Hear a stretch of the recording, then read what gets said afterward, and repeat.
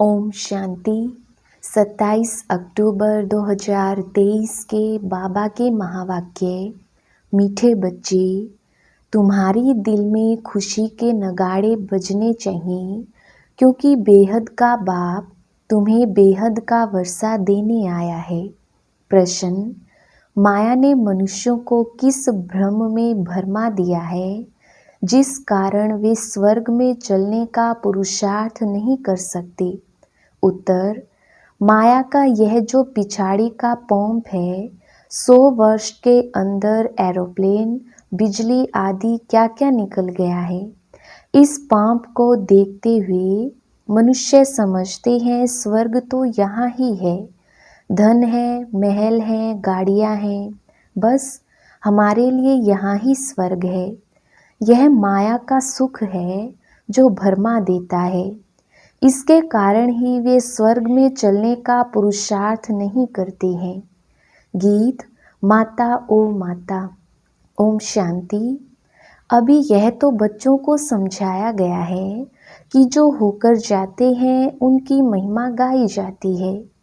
भारतवासी तो जानते नहीं, विद्वान पंडित भी नहीं जानते। जगत अम्बा अर्थात जगत के मनुष्यों को रचने वाली तुम जानते हो। जिसको जगत अम्बा कहते हैं वह अभी बच्चों के सम्मुख बैठी है। भक्ति मार्ग में तो ऐसे ही गाते आए हैं। तुम बच्चों को अभी ज्ञान मिला है, अर्थात जगत अम्बा का परिचय मिला है। जगत अम्बा के नाम से भी भिन्न भिन्न अनेक चित्र बनाए हैं। वास्तव में है तो एक ही जगत अम्बा। उनको ही काली कहो, सरस्वती कहो, दुर्गा कहो। ढेर नाम रखने से मनुष्य मूझ गए हैं। काली कलकत्ते वाली भी कहते हैं, परंतु ऐसा चित्र तो होता नहीं। बाप कहते हैं यह सब भक्ति मार्ग की सामग्री है। जब से भक्ति मार्ग शुरू होता है तब से रावण राज्य भी शुरू होता है। ये तो मनुष्य जानते नहीं कि रावण क्या है, राम क्या है। यह बेहद की कहानी है। तुम बच्चे अब जानते हो, रावण राज्य पूरा हो फिर राम राज्य शुरू होता है। राम जरूर सुख देने वाला होगा, रावण जरूर दुख देने वाला होगा। भारत में रावण राज्य है तो उनको शोक वाटिका कहा जाता है। बाप ने समझाया है तुम सब इस समय रावण राज्य में हो। मुख्य भारत की ही बात है। रावण राज्य में तुम भ्रष्टाचारी बन गई हो। राम अर्थात बेहद का बाप है सुख देने वाला। इस समय सभी मनुष्य हैं आसुरी मत पर। बाकी रावण कोई 10 शीश वाला नहीं है। यह है 5 विकारों की मत, जिसको रावण मत कहा जाता है। शिव बाबा की मत है श्रीमत। अभी आसुरी संप्रदाय है ना। यह बेहद की बात है। श्रीमत से 21 जन्म सुख पाते हो। आसुरी मत से 63 जन्म तुमने दुख पाया है। तुम जानते हो यह रावण है बड़े ते बड़ा दुश्मन, जिसको जलाते रहते हैं। समझते नहीं कि आखिर रावण को जलाना हम बंद कब करेंगे। कहते हैं यह रावण को जलाना तो परंपरा से चला आता है। एफिजी बनाए जलाते रहते हैं। बरोबर इस रावण ने सबको दुख दिया है, खास भारत को। तो रावण बड़ा दुश्मन हुआ ना। परंतु इस बेहद के दुश्मन का किसको पता नहीं है। बेहद का बाप आकर बेहद का सुख देते हैं। ऐसी सहज बात भी कोई विद्वान पंडित आदि नहीं जानते। तुम बच्चे जानते हो, हमको बेहद के बाप से सुख का वर्षा लेना है। परंतु फिर घड़ी घड़ी तुम बाप को भूल जाते हो। भक्ति मार्ग में तुम पुकारते आए हो, हे बाबा रहम करो, मर्सी ऑन मी। मर्सी तो करता रहता हूँ। जिस जिस भावना से देवताओं की पूजा करते हैं तो अल्पकाल का सुख जरूर देता हूँ। और कोई सुख दे नहीं सकता। मैं ही हूँ सुखदाता। भक्ति मार्ग में भी देने वाला मैं हूँ। कहते हैं गॉड फादर ने यह दिया, भगवान के लिए कहते हैं। फिर ऐसे क्यों कहते हो यह धन फलाने साधु ने दिया, जबकि सुख देने वाला है ही एक बाप। गाते भी हैं, हे भगवान हमारे दुख दूर करो। फिर ऐसे क्यों कहते फलाने साधु ने हमारा यह दुख दूर किया, बच्चा दिया। समझते हैं उनकी कृपा से सुख मिला। धंधे में फायदा होता है तो समझते हैं गुरु कृपा हुई। नुकसान होता है तो ऐसे नहीं कहते कि गुरु की अकृपा हुई। बेचारे भगत लोग समझने बिगर जो आया सो कहते रहते हैं, जो सुनते उस पर फॉलो करते रहते हैं। यह भी ड्रामा। अब बाप आकर तुम्हें अपना बनाते हैं। बाप से प्रीत रखने में भी माया बहुत विघन डालती है, एकदम मुंह फिरा देती है। 21 जन्म का सुख देने वाले बाप से फारकती दिला देती है। बाप समझाते हैं भक्ति मार्ग और ज्ञान मार्ग में रात दिन का फर्क है। भक्ति करते करते जब कंगाल बन जाते हैं तब फिर बाप आकर ज्ञान देकर 21 जन्म के लिए तुमको मालामाल कर देते हैं। वह भक्ति तो तुम जन्म बाई जन्म करते रहे, अल्पकाल सुख मिलता है, दुख तो बहुत है ना। बाप कहते हैं मैं आया हूँ तुम्हारा जो गंवाया हुआ राज्य है वह देने के लिए। बेहद की बात हुई ना, बाकी और कोई बात नहीं। यह लक्ष्मी नारायण आदि वाइसलेस देवताएं थे। उनके महलों में कितने हीरे जवाहरात होंगे। तुम आगे चलकर बहुत कुछ देखेंगे। जितना नज़दीक आते जाएंगे उतना स्वर्ग की सीन देखते जाएंगे। कितनी बड़ी बड़ी दरबार होगी। खिड़कियों पर सोने हीरे जवाहरों का कितना अच्छा श्रृंगार होगा। बस यह रात पूरी होकर दिन शुरू होगा। जो वैकुंठ तुम दिव्य दृष्टि से देखते हो वह प्रैक्टिकल में जरूर देखेंगे। जो विनाश दिव्य दृष्टि से देखा है वह फिर प्रैक्टिकल में देखेंगे। तुम्हारे अंदर तो खुशी के नगाड़े बजने चाहिए। तुम बेहद के बाप से बेहद का वर्षा ले रहे हैं। यह चित्र तो कोई एक्यूरेट नहीं है, वह तुम सब दिव्य दृष्टि से देखते हो। वहाँ जाकर रास आदि करते हो। कितने चित्र आदि बनाते थे। जो कुछ दिव्य दृष्टि से बाप ने दिखाया है वह फिर प्रैक्टिकल जरूर होगा। तुम जानते हो यह चीची दुनिया खत्म हो जाएगी। तुम यहाँ बैठे हो श्रीमत पर अपना स्वराज्य लेने के पुरुषार्थ में। कहाँ वह भक्ति मार्ग, कहाँ यह ज्ञान मार्ग। यहाँ भारत का हाल देखो क्या हुआ है। खाने के लिए अन्न नहीं, बड़े बड़े प्लान बना रहे हैं। टाइम है बाकी थोड़ा। उनका प्लान और तुम्हारा प्लान देखो कैसा है। ये बातें कोई शास्त्रों में नहीं है। रामायण आदि में कितनी कहानियाँ लिख दी हैं, परंतु ऐसे तो है नहीं। रावण को फिर वर्ष वर्ष क्यों जलाते हैं। रावण को जलाया तो वह खत्म हो जाना चाहिए ना। भक्ति मार्ग की आमदनी कैसी और ज्ञान मार्ग की आमदनी कैसी है। बाबा एकदम भंडारा भर देते हैं। उसके लिए मेहनत है, पवित्र जरूर रहना पड़े। गाते भी हैं अमृत छोड़ विष काहे को खाए। अमृत नाम से अमृतसर में एक तालाब बना दिया है। तालाब में डुबकी मारते हैं। मानसरोवर नाम का भी एक तालाब बना दिया है। मानसरोवर का अर्थ भी नहीं समझते हैं। मानसरोवर अर्थात निराकार परमपिता परमात्मा ज्ञान सागर मनुष्य के तन में आकर यह ज्ञान सुनाते हैं। मनुष्यों ने कथाएं आदि कितनी बैठ बनाई हैं। सरल शास्त्रमयी शिरोमणि गीता फिर उसमें श्री कृष्ण वाच लिख दिया है। फिर श्री कृष्ण के लिए भी कितनी बातें लिख दी हैं।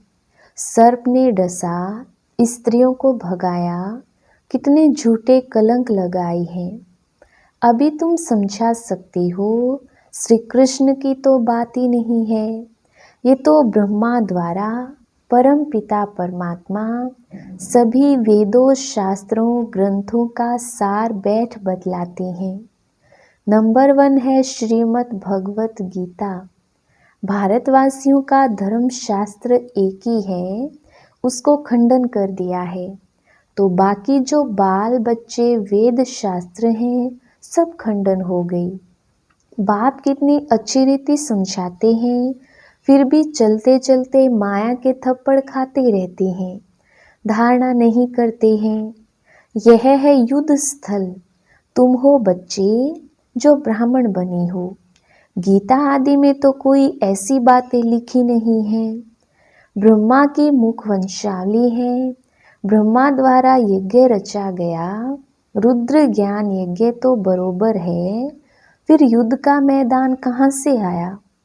गाया भी हुआ है राजस्व अश्वमेध यज्ञ।